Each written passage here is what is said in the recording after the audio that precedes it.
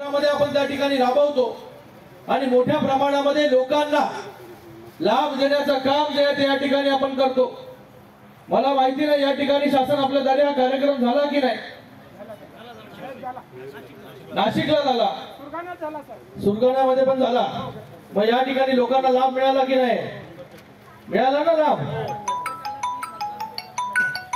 बचत गटाला प्रत्येकी 30,000 रुपये आले की नाही? ते बोलतात आले करून, सगळ्यांना नाही आले, काही लोकांना आले असतील। आपण ज्यांना आले नसतील त्यांना जे आहे नारी शक्ती अभियानाच्या अंतर्गत पुन्हा जे आहे मी सरकारच्या लोकांना या ठिकाणी पाठवतो आणि जे जे बचत गट जे आहे ते रजिस्टर झाले नसतील त्यांनी पुन्हा रजिस्टर जे आहे ते या ठिकाणी स्वतःला करून घ्या।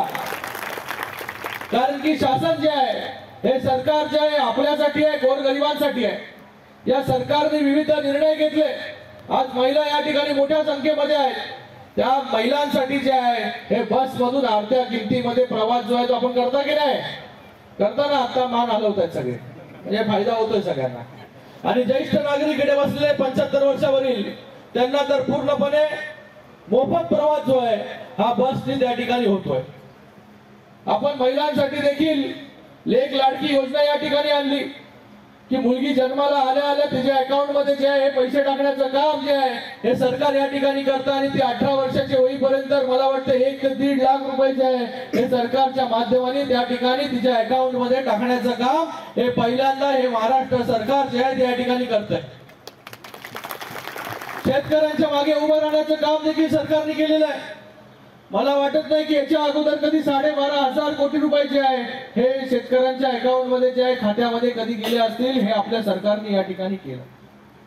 आपलं सरकार जे आहे माननीय मुख्यमंत्री महोदय असतील, उपमुख्यमंत्री महोदय असतील, दोन्ही हे तळागाळातील लोकांपर्यंत जाण्याचं काम या ठिकाणी करतायत। अगोदर आपल्याला कुठल्या योजनेचा लाभ घ्यायचा असेल तर आपल्याला तहसीलदार, प्रांत कार्यालय, कलेक्टर त्याच्याकडे खेटा मारायला लागायचा, त्याच्यापर्यंत रिपाटे मारायला लागायचे की रेशन कार्ड पाहिजे तर तिकडे 10 फेऱ्या मारा, 100 फेऱ्या मारा तरी रेशन कार्ड आपल्याला मिळत नव्हतं। आपल्याला निराधार योजनेचे लाभार्थी आपल्याला व्हायचं असेल तर आपल्याला त्या ठिकाणी जे आहे हे त्या ठिकाणी किती वोट करणार, एवढा मोठा निधी जो आहे तो द्यायचा असेल तर तालुक्याच्या ठिकाणी द्या, शहराच्या ठिकाणी द्या, तिकडे लोक जास्त वोट करतील। पण आज किती लोक राहत असतील, किती वोटर असतील, किती मतदार असतील, एक जरी त्या ठिकाणी मनुष्य राहत असेल तरी त्याला सेवा जी आहे ती पोहोचली पाहिजे असं काम जे आहे हे सरकार या ठिकाणी करते, माननीय मुख्यमंत्री या ठिकाणी करतात। म्हणून आपण देखील एवढ्या मोठ्या संख्येमध्ये या ठिकाणी उपस्थित आहात। शिवसेनेवरती प्रेम करणारे आपण सगळे लोक आहात या ठिकाणी। आपल्या या नगरपंचायत आता आपण अग्निशमन वाहन असेल, रुग्णवाहिका, घंटागाडी, ट्रॅक्टर, मोबाईल टॉयलेट, कॉन्क्रीटचे रस्ते, विहिरी यासाठी निधी जो आहे तो आपण या ठिकाणी दिला।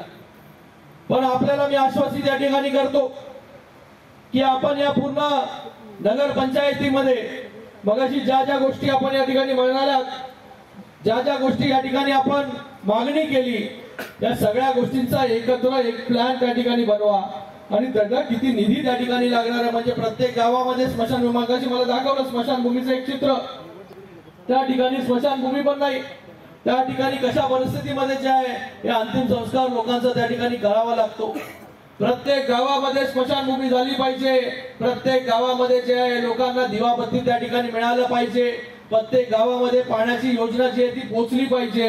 या सगळ्या गोष्टी आपण त्या ठिकाणी चांगल्या प्रकारे नगरपंचायतीच्या माध्यमाने आमच्याकडे द्या।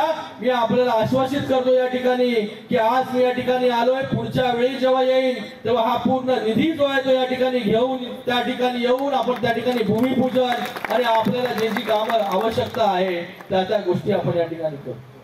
कारण की एवढ्या सगळ्या ग्रामीण भागामध्ये मला वाटत नाही की अगोदर कधी कुठले नेते पोहोचत होते। कांदे साहेब कधी येत होते का? काय हो बापू, अगोदरच्या लोकांना लांबून देखील बघायला मिळत नव्हतं आणि आता बापूंना विचारा, बापू किती वेळा आले वर्षावरती? 100 वेळा बोलतात वर्षावरती आले। किती वेळा भेटले मुख्यमंत्र्यांना? किती वेळा मला भेटले तुम्ही?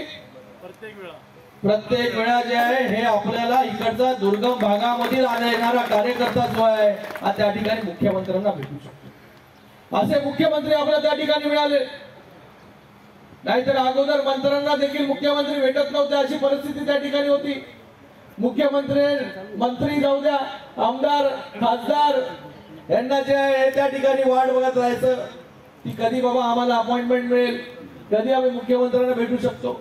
आणि आज आओ जाओ घर तुम्हारा आहे, अशी परिस्थिती त्या वर्षाची आहे की कधीही केव्हाही कुठूनही आलेला मनुष्य जो आहे हा त्या वर्षावरती येऊ शकतो आणि मुख्यमंत्री महोदयांना त्या ठिकाणी भेटू शकतो।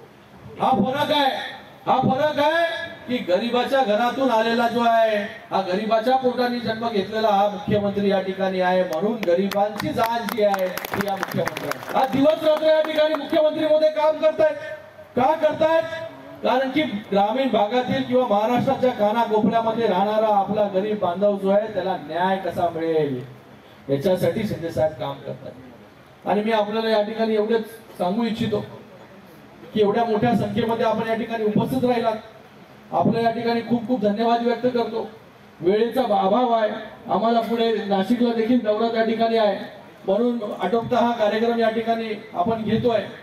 पण पुन्हा भुसे साहेब आणि भाऊ चौधरी या सुरगण्याचे जेवढ्या मागण्या या ठिकाणी आहेत त्या मागण्या पूर्ण झाल्यानंतर जे आहेत हे आपण पुन्हा या सुरगण्या एबीपी माझा, उघडा डोळे बघा नीट।